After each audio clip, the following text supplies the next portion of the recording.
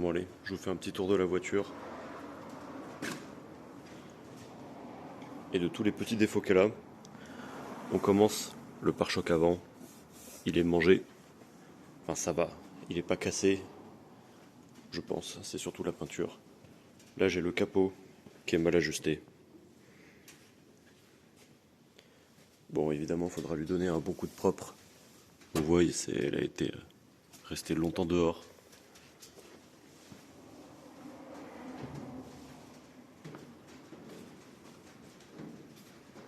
Là, à l'arrière, la malle, on voit qu'elle a vécu. Là, pareil, là. Ça a vieilli, quoi. Bon, globalement, elle est dans son jus, mais elle reste quand même en plutôt bon état, a priori. Alors, le compteur dit qu'elle a 74 000 et quelques kilomètres. Je ne sais pas. Normalement, c'est écrit sur les enchères, quoi, quand le kilométrage n'est pas d'origine, enfin n'est pas cohérent. Hop, voilà le poste de pilotage avec son sèche-conducteur complètement mangé. Alors voilà, que s'est-il passé? Je ne veux pas savoir. Voilà, le panneau de porte aussi, il a pris tarif. Genre ils ont fait quoi? Ils ont mis de la peinture.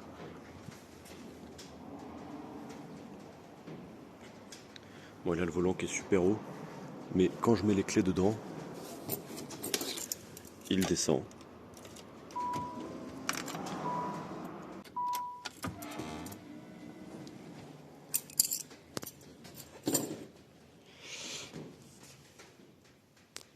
Là on a le siège passager qui est replié vers l'avant. Là on a le petit bouton pour le remettre en arrière. Voilà, pour le confort quand même de la place présidentielle. Si ça c'est pas magnifique.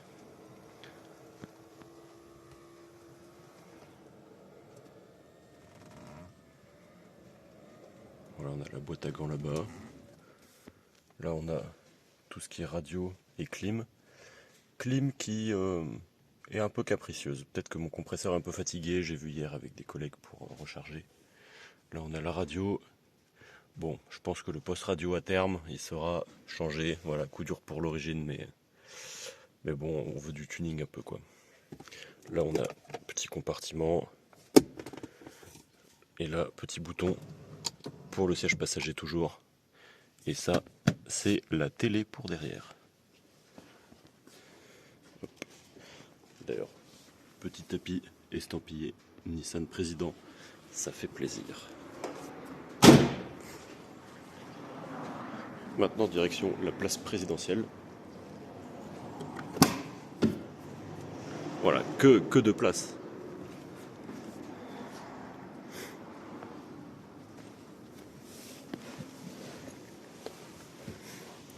Alors, mon seul regret, enfin mon principal regret même, c'est que ce siège n'a pas la trappe.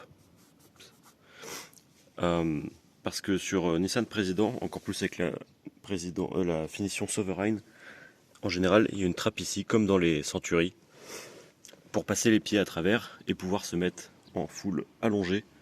Mais bon, là, ce n'est pas le cas. Donc, gros coup dur. Là, on a la petite télé, donc qui fait aussi radio, etc. Hop, sortir la couloir.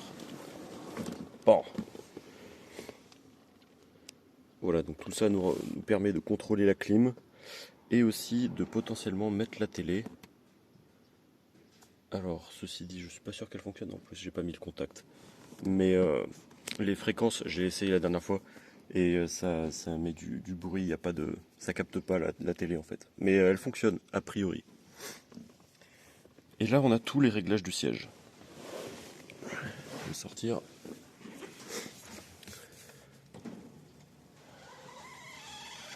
Voilà, c'est ça, c'est pas magnifique.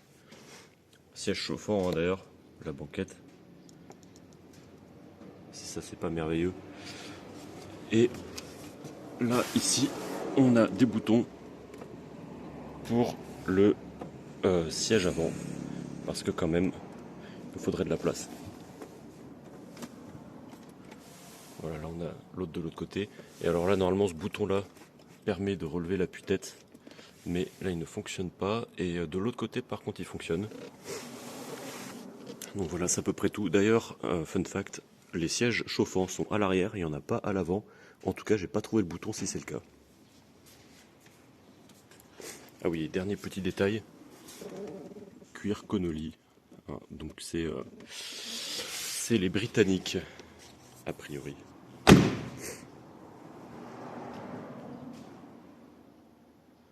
Voilà, petite feuille d'enchère.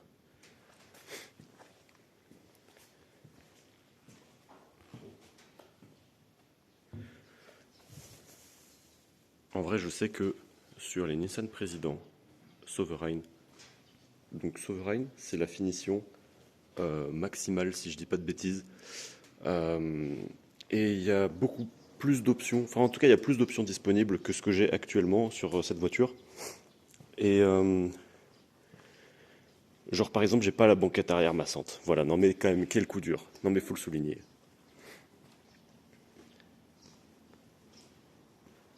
Mais bon, le fait est que celle-là était quand même pas chère et en plus elle est en bleu.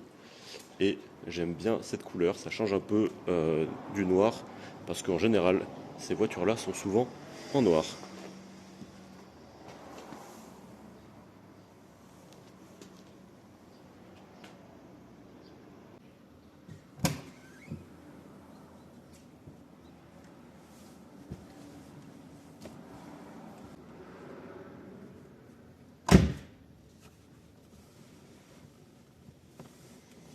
Bon alors la vraie question c'est pourquoi cette voiture.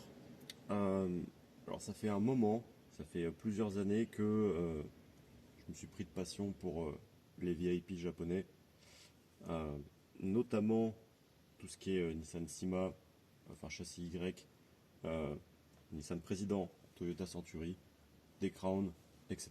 Tout ce qui est ce genre de choses. Et, euh, et pour moi, la Nissan Président, c'est un peu le top du top, donc la concurrente de la Toyota Century chez Toyota. Et sauf que la Century, déjà, elle est plus chère, mais en plus, elle est. Enfin, moi, je préfère la Nissan Président en fait en termes de look. Euh, et puis, je voulais un V8, un V12. Bah, je sais pas, je suis moins convaincu. Enfin, ça me parle moins. Moi, je préfère un V8, voilà, tout simplement. Et donc, la Nissan Président est tout indiqué. Alors, même si évidemment, il y avait aussi la première génération de Toyota Century qui est en V8 hein, aussi et qui est très très bien et que j'adore tout autant. Mais peut-être un peu plus difficile à trouver et à entretenir aussi parce que encore plus vieux. Et à faire du stance aussi. Voilà, ça c'est un point important pour le tuning. L'année 80, ça commence, enfin surtout Toyota Century, la première génération. Je sais pas, ça se fait moins. Alors que là, au moins, Nissan Président, j'ai des pièces. Je peux acheter du tuning. Et, euh, et d'ailleurs, ça sera l'objet, peut-être, d'une prochaine vidéo plus tard, de monter des pièces tuning. Euh, donc du coup, j'ai acheté cette voiture donc aux enchères grâce à la boîte où je travaille, Alès, qui me prête cet atelier aujourd'hui, qui est mon jour de repos de la semaine. Et, euh, et ouais, donc grâce à eux, j'ai pu acheter aux enchères, parce que c'est réservé aux professionnels, sauf les enchères Yahoo. Ah, mais ça, là pour le coup, c'était un autre budget, parce qu'il y en avait aussi en vente là-bas, mais j'aurais payé quoi, le double au moins. Quoi. Donc là, je m'en sors à bon prix. Bon, en plus, en même temps, la voiture, elle est dans son jus, quoi. Donc c'est normal aussi que ça soit pas très cher, on va dire. Mais je m'en sors plutôt pas mal. De toute façon, acheter aux enchères, hein, c'est toujours un risque. Là, la voiture, elle était grade 3,5. La carrosserie était notée C et l'intérieur, c'était pas indiqué. Voilà. D'ailleurs, truc que j'ai pas montré, mais j'ai la télécommande de la télé.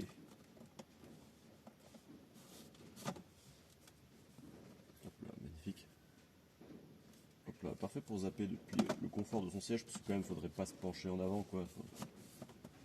Hein. Bref. Donc voilà, j'ai acheté cette voiture parce que c'est quand même le top du top. Donc là, on est sur la version longue parce qu'elle existe aussi en version courte. C'est la version Nissan Président JS. Et JS, bon alors c'est mes initiales, donc ça aurait pu être sympa, mais elle fait que 5 mètres. Là on est sur 5 mètres 23, quand même beaucoup mieux. En plus, on est donc dans la finition Sovereign. Alors, du coup, il manque des options, je ne sais pas exactement lesquelles. Donc il y a le siège avant qui a pas la trappe. Il y a les sièges arrière qui sont pas massants.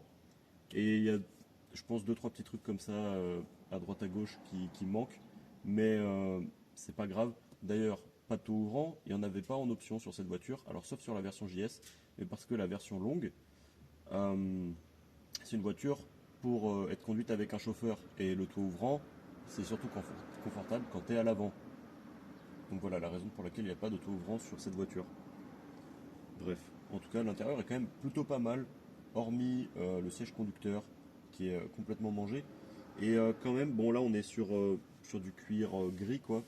Donc ça c'est un peu dommage, parce que bah, c'est quand même pas fou. Je pense que à terme, un jour, peut-être, je mettrai autre chose parce que il se trouve que j'ai potentiellement accès à deux autres Nissan Président pour pièces. Donc on ne sait pas, tout peut advenir. À voir à quel prix ils me vendent les pièces, hein, évidemment. Mais voilà. Et j'ai l'impression que l'intérieur gris en cuir est quand même assez courant sur les Nissan Président. Parce que j'ai vu pas mal d'annonces où c'était le cas. Anyway, quels sont les objectifs avec cette voiture? Donc évidemment, moi-même, fan de tuning et de VIP, de stance, bah, l'objectif, ça va être tout simplement de la poser par terre. Et ça tombe bien parce que j'ai des combinés filetés qui sont dans le coffre. Voilà. Donc ça va me permettre de la poser. Sachant que je ne connais pas la marque des combinés, c'est une marque, pas de marque. Alors, voilà, je les ai achetés sur les enchères Yahoo. C'était les moins chers que je pouvais trouver. Bon, ils sont quand même de bonne qualité, hein, en tout cas ça a l'air. Et ils sont en très bon état, donc ça fera très bien le taf. Ensuite, donc évidemment, il va me falloir des jantes. Ça viendra prochainement. Et il va me falloir aussi des bras de suspension, très important. C'est cher, mais ça va être nécessaire parce que il y en a besoin pour fitter les jantes. Voilà. Et en tout cas, ça sera déjà pas mal pour le moment. Parce que de toute façon, c'est pas maintenant que je vais faire du tuning, parce que d'abord, il faut que la voiture passe l'inspection, le Shaken, qui est relativement strict. Et le problème, c'est que si je monte mes combinés à la place des suspensions pneumatiques, bah, ils vont me dire oui, ça correspond pas au système d'origine, on peut pas. Et normalement, pour que ça passe, il faut avoir une feuille d'homologation des combinés. Sauf que là, en fait, bah, je l'ai pas parce que c'est des combinés random. Donc c'est la stratégie pour le moment, c'est que je passe l'inspection, ensuite je mets les combinés et toutes les pièces tuning, parce que normalement je devrais avoir tout en même temps, en tout cas la partie la plus importante on va dire. Euh, Puis ouais voilà. Donc là ce qui est bien c'est qu'au Japon les jantes ça coûte pas trop cher par rapport à la France, hein, pour avoir des bonnes jantes, hein, là vraiment on est sur des budgets très raisonnables ici. Et mais de toute façon, le premier set que je vais prendre, ça va être surtout pour remplir les passages de roue. Et à terme, je mettrai des vraies belles jantes, mais il va falloir économiser pour ça parce que ça vaut quand même cher, mine de rien. Bref, je crois que j'ai fait un peu le tour pour ce qui est de tout ça. Et on va pouvoir regarder sous la voiture et puis peut-être expliquer un peu deux, trois éléments mécaniques.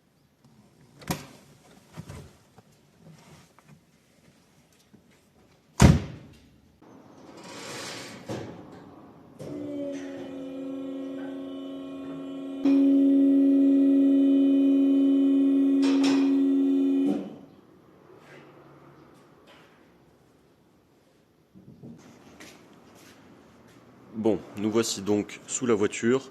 On va pouvoir faire un petit tour de l'état global. Bon, déjà, on voit que le carter moteur est quand même relativement proche du sol. Enfin, que c'est un des points les plus bas du châssis. Carter de boîte aussi. Mais du coup, je vais mettre un protège carter qui fera très bien le taf. Ça, le truc en plastique, ça s'en ira. Bon, c'est un peu gras. Voilà, je pense que j'ai deux, trois truc à nettoyer, on va voir si ça recoulera après. Donc là, on a les collecteurs qui sont juste là, de part et d'autre, avec l'échappement et les 2 catalyseurs.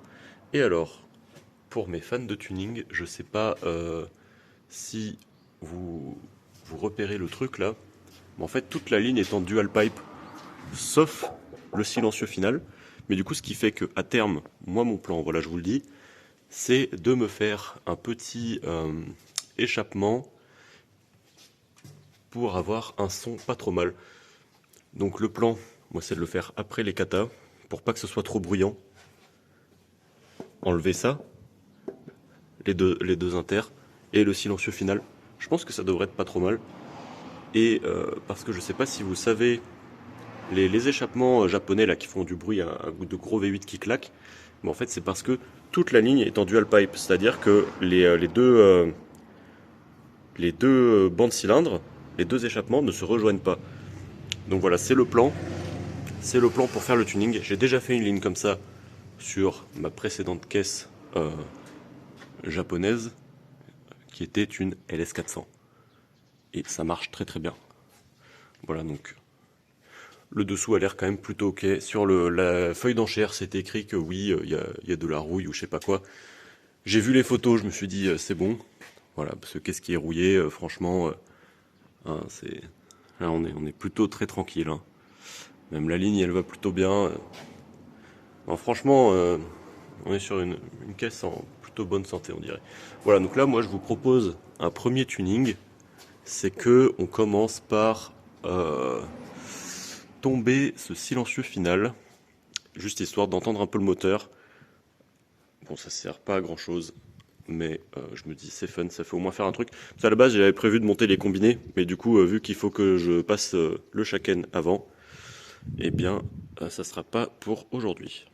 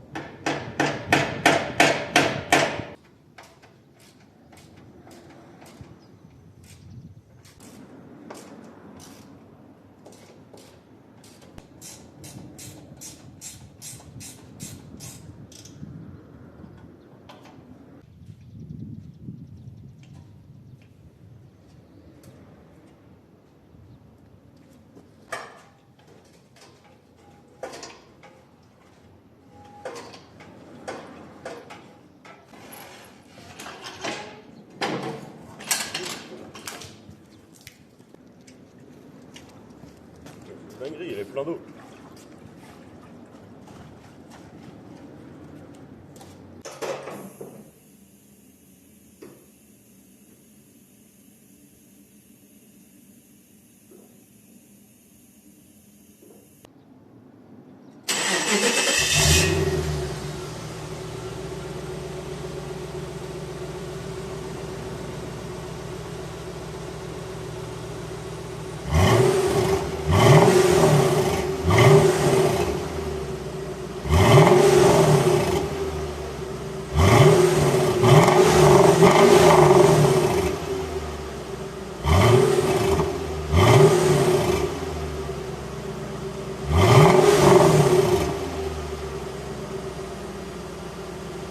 Bon, ça donne déjà un premier aperçu de ce que ça peut faire comme son, mais là j'avoue j'ai la flemme d'enlever les 2 intermédiaires. C'est encore tout rouillé là par là et puis là. Et je pense pas trop que ça vaille le coup honnêtement. En tout cas, ça sera intéressant quand ça sera un tube à partir de ici. En vrai, le tube, je pourrais le faire partir de là, donc juste sortie de collecteur. Mais le problème après, c'est que c'est trop bruyant et je suis un étranger au Japon, quoi. Donc bon, j'ai pas envie de faire chier tout le voisinage. Donc bon, je pense que c'est pour ça, faut rester raisonnable. Pour le moment, en tout cas. Et puis voilà, mais en tout cas, voilà, c'est rigolo, c'est un peu de tuning. Pendant qu'on est en dessous de la voiture, j'en profite pour faire un petit point sur les suspensions aussi. Donc là, vous voyez ici, c'est l'arrière, donc suspension multibras. Ici, on a le bras inférieur. Là, on a le bras pour régler le taux, donc le pincement.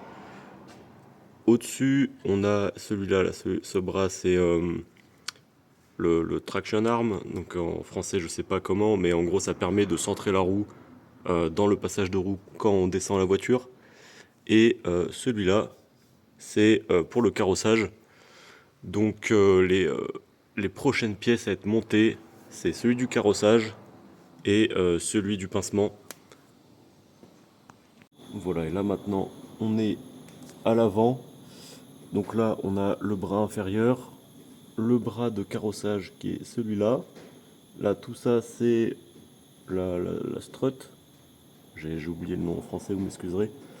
Donc là, évidemment, biellette de direction.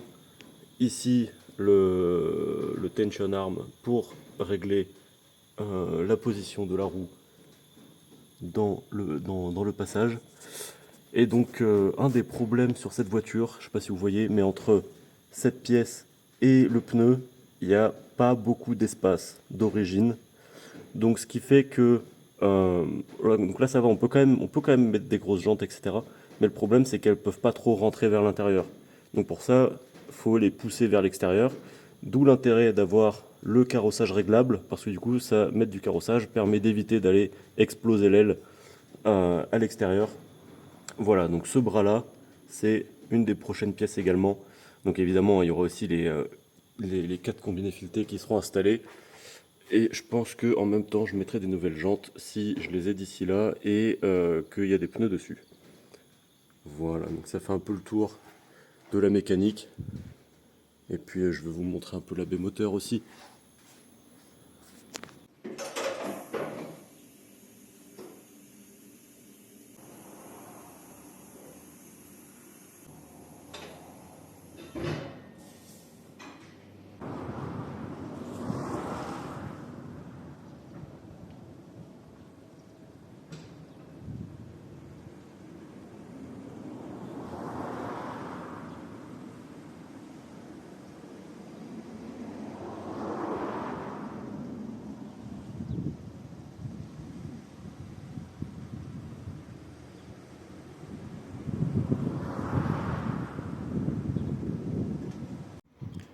Bien, voici la baie moteur, donc qui est plutôt bien remplie. Il n'y a pas énormément de place. Voilà, surtout que je crois que par exemple j'ai un joint de cache-culbut qui fuit, assez relou quoi. Là j'ai pas envie. De ce côté-là c'est un peu mieux, mais enfin bon. Donc ouais, c'est bien rempli. Je pense que j'ai une courroie d'accessoires qui est un peu vieille aussi. Enfin, de toute façon, tout a l'air un peu vieux, hein. Il n'y a qu'à voir la baie moteur. J'ai l'impression que ça n'a pas été ouvert beaucoup ces derniers temps, quoi. Enfin bon, voilà, il n'y a pas énormément de choses à dire. Juste l'admission. Là, on dirait que le V8, il est en transversal. Non, non, il est bien en longitudinal, hein. Regardez, le cache-culbut, c'est juste l'admission qui a une forme un peu particulière. Mais en fait, en dessous, les tuyaux, bon, on voit rien, mais ah, si, là, voilà. Voilà, ils vont bien dans le...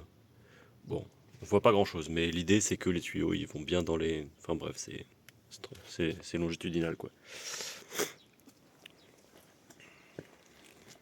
Voilà, c'est à peu près tout ce qu'il y a à dire sur cette voiture, quoi.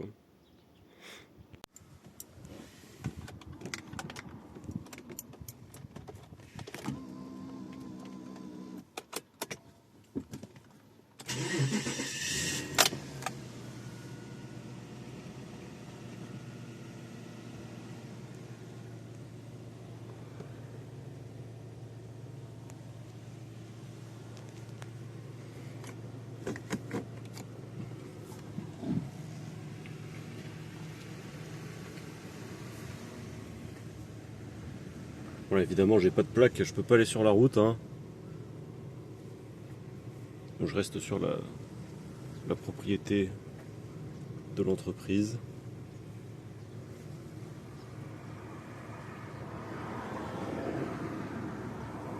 Sympa les caisses, non?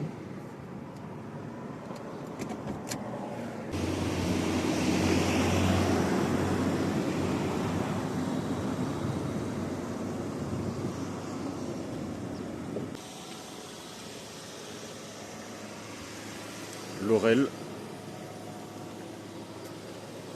Propre.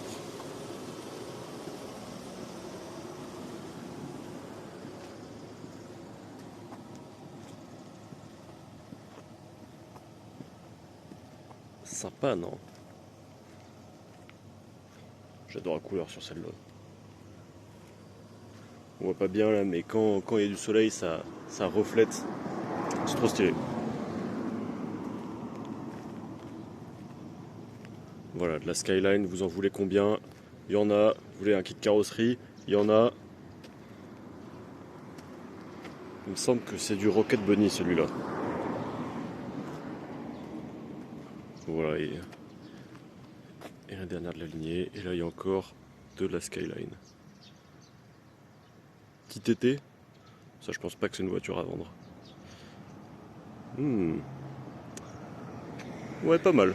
Et on a aussi des 4x4. On a beaucoup de 4x4. Si vous voulez des 4x4, vous me dites.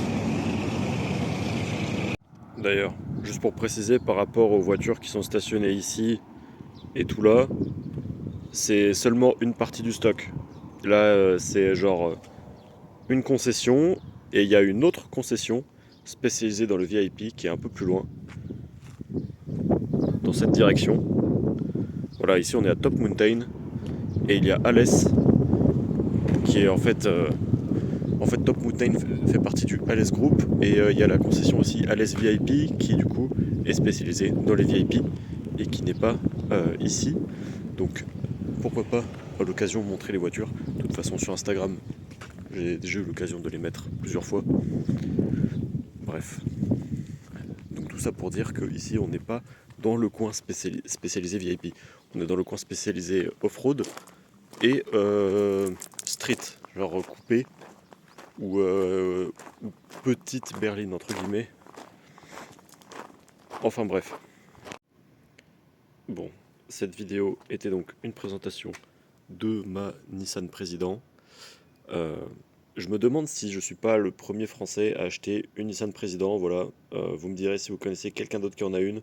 Je sais qu'il y a aussi une Infiniti Q45 qui partage le même châssis. Mais à part ça, en France, je crois pas qu'il y en ait. Donc voilà, c'est tout pour cette vidéo. Merci d'avoir regardé. J'espère que c'était intéressant et pas trop long. Voilà, bisous.